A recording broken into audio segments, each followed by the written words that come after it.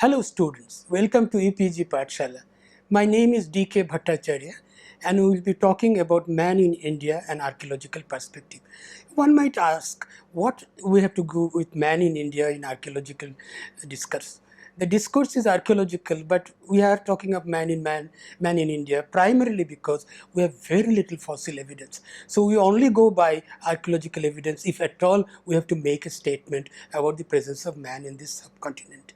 It is true that Bar Yosef, which is one of the top archaeologists in the world, has repeatedly warned that please don't use archaeology to substantiate the position of prehistoric man, because man is having various shades of his evolutionary features, whereas archaeology cannot reflect the same kind of shapes. But archaeology can be used at least to talk about the presence of man, and what we'll be doing now, we'll be talking about presence of man, if at all, in whatever shapes they are in all parts of India.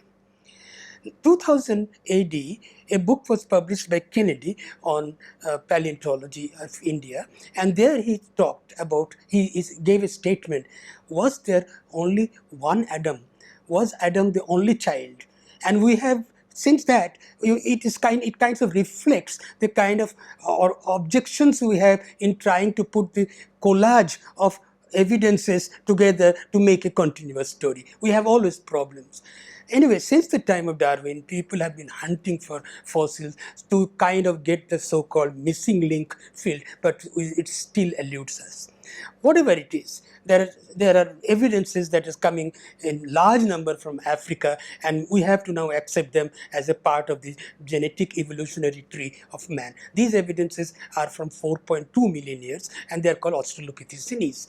Now, the Australopithecines are the Australopithecus ramidus, and then you have Ardipithecus and Anamensis. Then you have Sahelanthropus sudensis. Sahelanthropus sudensis came from Central Africa, where you have an evidence of 400 cc cranial capacity of a skull, which is remarkably similar to Australopithecus. And then you have, of course, the Homo habilis coming from 2.2 million years. So it seems to be a simplistic sequence of evolutionary stages from, let's say, Sahelanthropus to Ardipithecus anamensis to Australopithecus ramidus, and of course then to Homo habilis. Now, this kind of developmental sequence is broadly understood as the evolutionary stages that has been demonstrated, and demonstrated in large number in Africa. Let us come to India. Now, in India, we have no such stages demonstrated. We have no Australopithecus, we have no Anamensis, we have no Homo habilis. But if you go and see the Shivalik extension in Pakistan, going across in Pakistan, northwest part of India, then you have two sites. One is called Riwat, the other is called Pabi Hills. Both has given a date of 2.2 million years, which compares with Olduvai Gorge of Homo habilis. So 2.2 million years, and some tools have been found. Once you have found tools in 2.2 million years in the gate of India, northwestern gate of India, you have to accept that there was some form of Homo habilis, if not Homo habilis, some Asiatic collateral form of Homo habilis who was making tools. So tools were making by somebody who was there, but we don't have the fossils. We come to India. In India, we find large number of evidences from the Shivalik regions, and we have evidences coming from almost Upper Miocene, which is, say, 16 million years ago. 16 million years ago to 4 million years ago, or 2 million years ago, the entire period, you have large amount of evidences of Gigantopithecus, you have Ramapithecus, you have evidences of Miocene apes in the entire Shivalik region of northeast India. But what happens to these Miocene apes in order to become, let us say, the first hominid is not demonstrable in terms of either tools or in terms of fossils. You look at India, for instance, you have large number of evidence. Incidentally, hand axe makers in the world, I think India is almost one of the largest. Europe is not large. Africa may have large number of hand axe makers, but India is one of the largest. There is hardly any place of India where you don't find hand axes. It is usually accepted that hand axes and cleavers were made by Homo erectus, and Homo erectus is evolved around 1.8 million years ago in Africa. The site is Cheswanja. So if it is 1.8 million years ago, then you have Homo erectus presence in India. If you go by indirect evidence of Handex presence, then you have Handex presence in Rajasthan at a place called Didwana. Date is 800,000. Now you have a large amount of Handexes coming from central India, where the date is put to 400,000. You have large amount of Handexes coming from southern India, which has been dated to 1.4 million years in Isampur and 1.5 million years in Atirampakkam.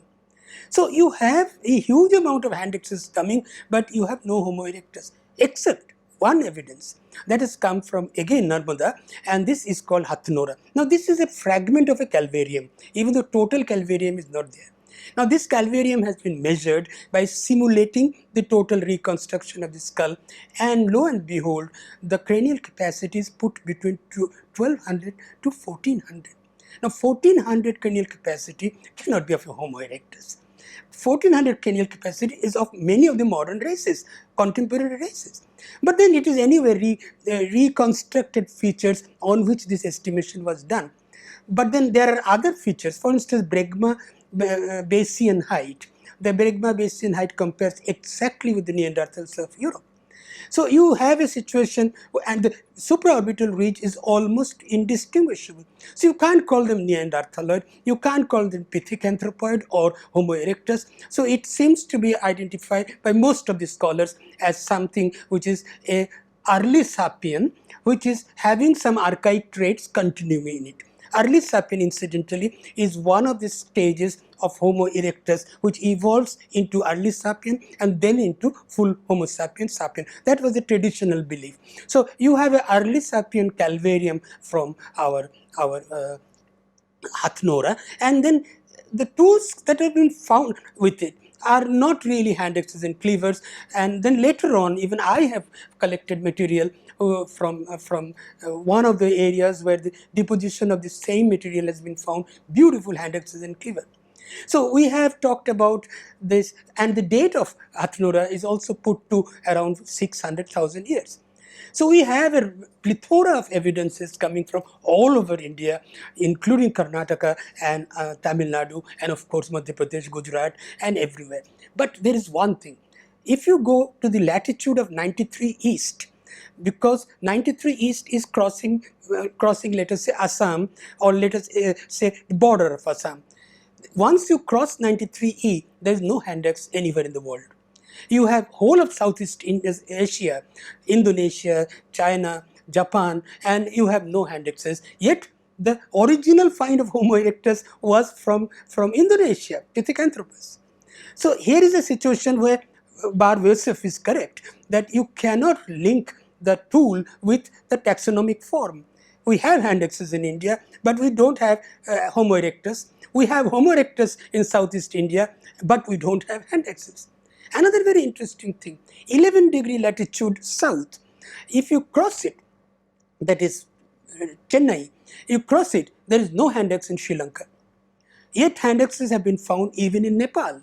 So you have a scenario where you find a plethora of evidence of beautiful Handexes coming from all over India, but there is no Homo erectus. So shall we say that if we try to look at the peopling of India, by indirect evidence in the absence of fossils, we'll welcome fossils, but there is no hard evidence coming. So in the absence of fossils, if we have to say that man entered India somewhere between 1.5 to 1.8 million years ago from the western border, and he brought Handex and cleaver, obviously he must have been a Homo erectus. So if you go by the peopling of India on the indirect evidence, then you have to accept that man had come from northwest India. And of course we have the evidence of Pabi Hills and Riwat, and then we have Dina and Jalalpur in Pakistan again, where we have Handexes, and the date is 600,000. So it seems to have a continuity of technological evolution of the stone tools, but that's not attested by taxonomic evolution of fossils. So this is a scenario which we have to accept in the absence of fossils. Then the beginning of Homo erectus, from Homo erectus evolves into Homo sapien. Now this Homo sapiens sapien is used, we use a different word today, and we call it anatomically modern Homo sapien, AMHS. AMHS is the term we use because otherwise modern man is a confusing word. Now, if you try to say who are the modern men, there are two models. One model, of course, was given long back, I think in 1960s, by Madame de Lumley, and that was called the multi-regional theory of evolution. When the multi-regional theory of evolution says Homo erectus evolved in Africa, and after Homo erectus evolved in Africa, it started spreading. It spread to Europe, and what it formed in Europe is called Homo erectus europeanus. And it went to, let us say, Asia, and it formed what is called Homo erectus asianus. And of course, what was there in Africa is Homo erectus africanus. Now, here is a situation which is a very dangerous comment. There are 2 points which goes against multi-regionalism. One point is that you cannot have the same species evolving identically in 3 different parts of the world independently. That defies genetics. It can't be the same species developing everywhere. So Homo sapiens sapien cannot be identically developing everywhere. The other point is very dangerous. I call it mother of racism. Mother of racism, because if you accept this, then you have to accept that the common ancestor of Europeans, Africans and Asians is 1 million year old. That's too far down in south. So we are separate. This is exactly what Hitler did in his Nazi period. Our common ancestor is way down in the chimpanzees. We don't have a common ancestor. That means we are different. Now this is mother of racism, and this is not tolerable, and besides, genetically also this was not acceptable. So we have an alternate theory coming. Of course, it is not attested by hard evidence. The alternate theory came from molecular biology, and this is called mitochondrial DNA analysis. And of course, the nickname is out of Africa, Eve, African Eve model, and so on, because it is inherited in the female line. This mitochondrial DNA is the haplogroup haplotype M of the genealogy of the haplogroup L3 was taken as one which has been migrating from northeast Africa, fixed around 60,000 years ago, and 60,000 years ago it migrated. This is the upper Homo sapiens sapien, evolved in East Africa, let us say in Ethiopia, and from there it migrated one group which came from the Horn of Africa, that is Somalia, through Arabia into Asia. Another group crossed through Sinai into north and went to Asia and Europe. Good enough. And this group came. What is the problem about this mitochondrial DNA analysis is this, that it proposes that this group, anatomically modern man, came, wherever it came, it obliterated the pre-existing races. And the pre-existing races in most of the Asia was Homo erectus. Homo erectus or early sapien, if I take Hathnora, early sapien. So you have a pre-existing large population spread all over India, almost all over India.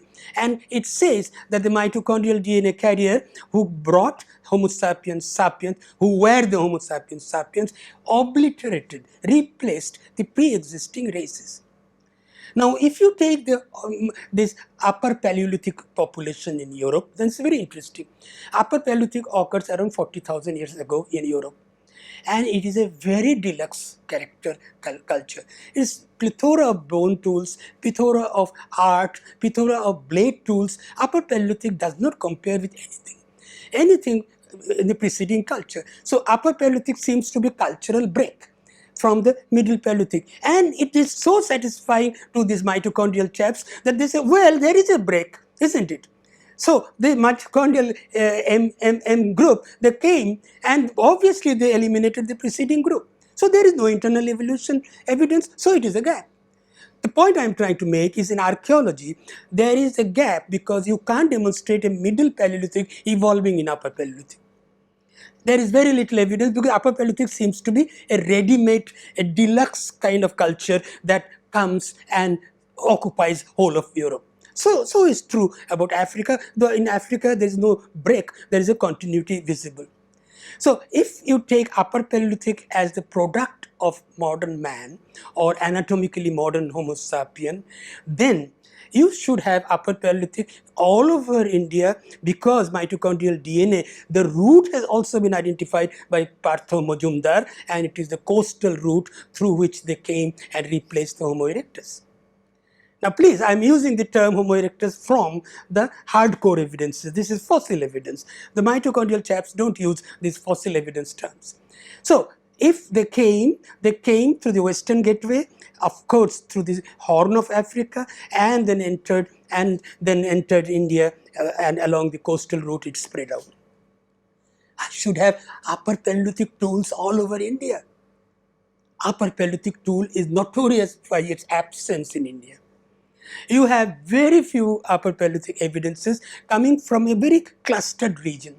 If you take the 24-degree latitude, which is the Tropic of Cancer, near the Tropic of Cancer, it seems that whoever brought Upper Paleolithic culture, obviously it is anatomically modern Homo sapien, whoever brought Upper Paleolithic culture went along the Narmada, that is 24-degree latitude, and then near a place called Ramgarh, they divided into two groups. One went to Kaimur near Allahabad, and the other went to Adilabad near Godavari Basin. I am talking about these two groups because these are the only two regions in India where you have Upper Paleolithic culture. In fact, there are many parts of India where you have all through Pleistocene hand axes and cleavers occurring, and immediately after that occurs the microliths of the Holocene period. There is a site called Paisra in Jamui district of Bihar. It is an excavated primary site, and in this site you have a whole range of hand axes and cleaver, and the next group after that is microliths. That means the entire Pleistocene is occupied by Homo erectus. Now here you start thinking that possibly the evidences that has come from Hathnura is a reality. In India, there is a possible case of internal evolution of Homo erectus into an early sapien form. You can't really stretch it far, because then you get entrenched into what is called the multi-regional theory, which is a hateful theory. The multi-regional theory says that Homo erectus evolved independently everywhere. I am not saying it evolved everywhere, but there is a recombination, genetic drift, mutation, and everything happening for generations, and a kind of internal evolution to form of early sapien is acceptable. In Europe also you have Homo heidelbergensis. So you have a possibility of internal evolution of our pre-existing magnum population of Homo erectus into early sapien. And these early sapiens continue till the end of Pleistocene, and then in Holocene they make microliths. Where is the modern man? Where is the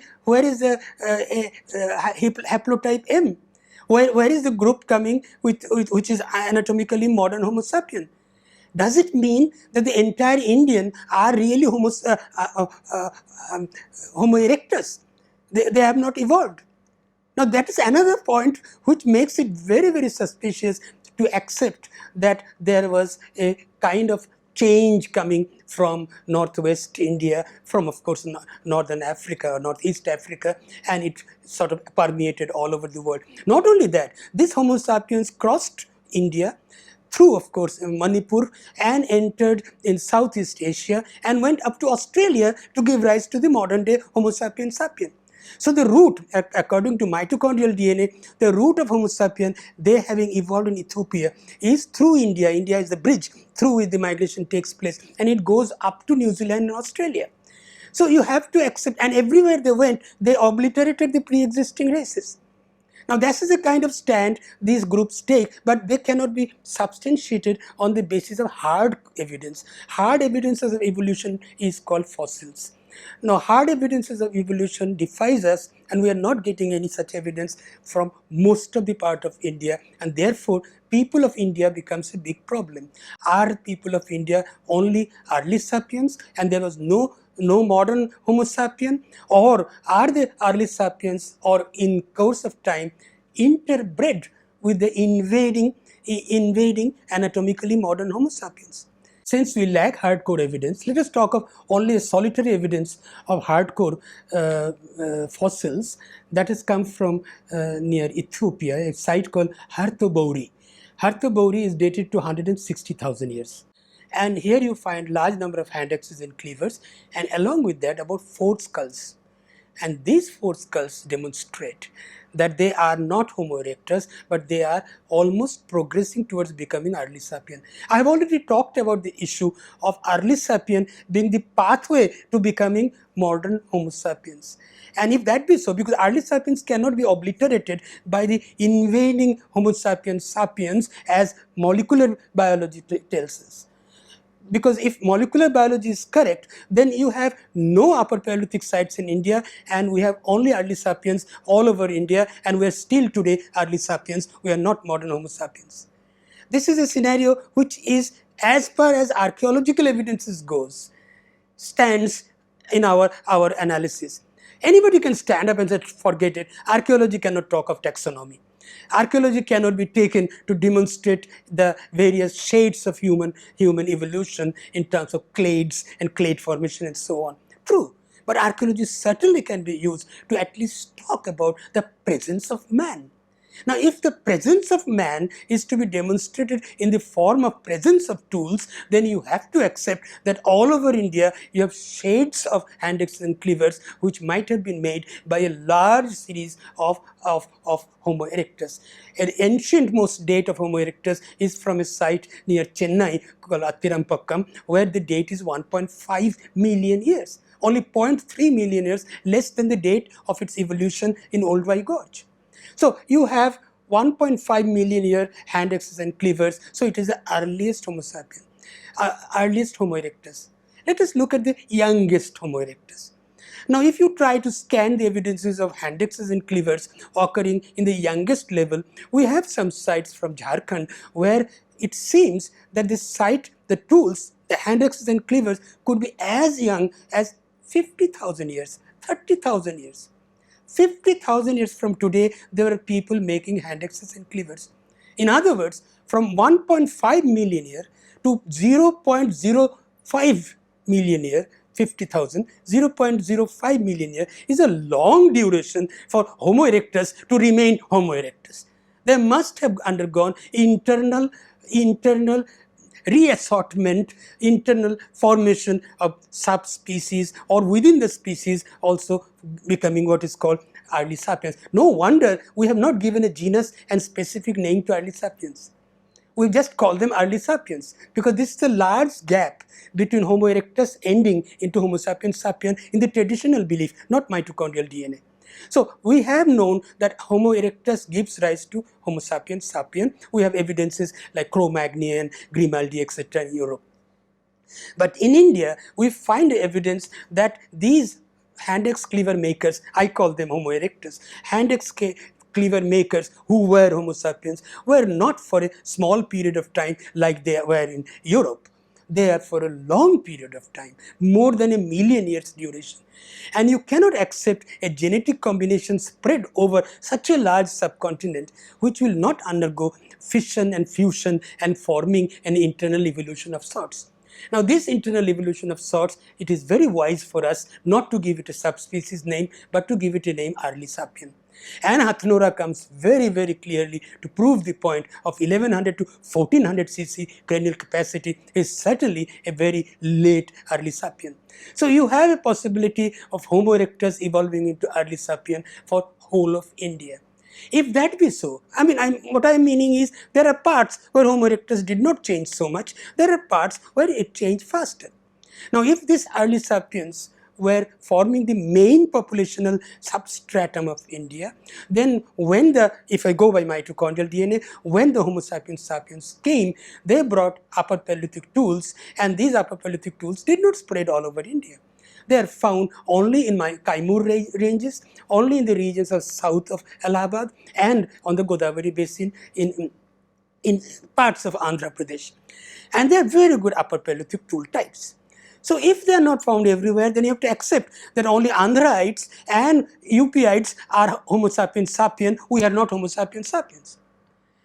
And the only solution that we can produce at this point of time is that no, we have Homo sapiens sapien by intermarriage of the incoming Homo sapiens from, as far as mitochondrial DNA goes, coming from Northeast Africa and entering India, and there the pre-existing races were not replaced. I repeat, they were not replaced, but they interbred.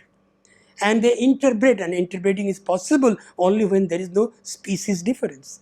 So early sapien must have attained a species position where a genetic interbreeding is possible with Homo sapiens sapien. That's the only explanation you can give for the obtaining of our people of India at the moment on the basis of the mitochondrial DNA compromise, though they don't have any hardcore evidence. The last thing that I must say is a very, very peculiar evidence that has come recently. Only 2-3 days back, it has come in the newspaper. A trove of 47 perfectly normal Homo sapiens sapien tooth have been found in a South China cave. And these are taxonomically very well analyzed as belonging to Homo sapiens sapien or anatomically modern Homo sapien, South China. And the date of these has been very well found as between 800,000 to 120,000. So the mitochondrial plan of their coming at 50,000 to 60,000 based on Harthabori as in Ethiopia is totally obliterated. You have to accept that Asia was the fermenting position. Asia was the part where possibly a speciation of sapiens occurred first before they migrated to various other parts of the world. Now, this cannot be substantiated on mitochondrial dyeing. So, you have two contradicting evidence. Either we have to wait until more fossils are found to prove or disprove mitochondrial theory, or we have to accept mitochondrial with a pinch of salt at the moment, because the fossil evidences are constantly contradicting. A last point that I must add is this, that according to the mitochondrial DNA people, the entrance of this Homo sapiens sapien or early anatomically modern Homo sapien occurred through northwest India, and they took a coastal route. They took a coastal route, and through the coastal route they entered into the bordering country of Burma, Thailand, Indonesia, and that's the way they went straight to Australia to give the Australian population of today. Archaeologically, there is no such evidence of Upper Paleolithic tools being found in the coastal region. In fact, the coastal region of India, whether the western coast or the eastern coast, do not show any evidence of even Chalcolithic culture. We do not have any prehistoric occupation. We have some. There is one called Golbai Sasan in near Puri, but there are very few sites of human occupation visible in the coastal region. So, with constraint, we have to accept that mitochondrial DNA is not substantiated, at least on archaeological ground. The point that we need to constantly remind ourselves is we do have a hardcore evidence coming from Harthabori. Harthabori is in Northeast Africa, which is in Ethiopia. So the issue of hand axe makers being early sapien is now demonstrated in two places. You have Harthabori in East Africa or Northeast Africa, and you have our Hathnora in Narmada, where you have again an early sapien with hand axe cleaver makers. So, early sapien hand axe cleaver maker defeats the argument of hand axe cleaver makers were only Homo erectus.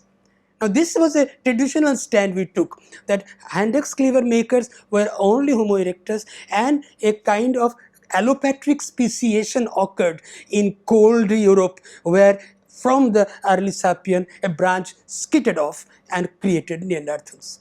So the Neanderthals was a allopatric speciation according to the Stephen Gould and Eldridge theory of punctuated equilibrium. So you have not a gradualism but an allopatric speciation, and Neanderthals fit the bill very well. Though normally taxonomically most of us accept that Neanderthal is also Homo sapiens sapien, but then since Neanderthal is a very over specialized form. So if you have Neanderthals as forming an allopatric group there, then we have to accept that if it is not allopatриc, it is a gradualism that has created a Homo erectus large base of genetic base of India, slowly evolving into early sapien. And we have to accept Harthaubery as also another evidence to prove that hand axe cleaver makers were not only Homo erectus, but they had been continuing in early sapien forms also. That can explain very of the late Acheulean hand axes. In Delhi, we have found hand axes coming from almost as late as 20,000 BCE. So 20,000 BC is a very young period up to which hand axes were being continued to be made. And this is creating a very interesting scenario that Homo erectus stayed for more than 1,000,000 years in this subcontinent, and they had an internal evolution which is one which formed them into early sapiens. Obviously, accepting with a pinch of salt the molecular theory, we can say that if there was any kind of invasion from northeast of Africa, they must have interbred and formed the modern Indian population. That is the people of India. Thank you.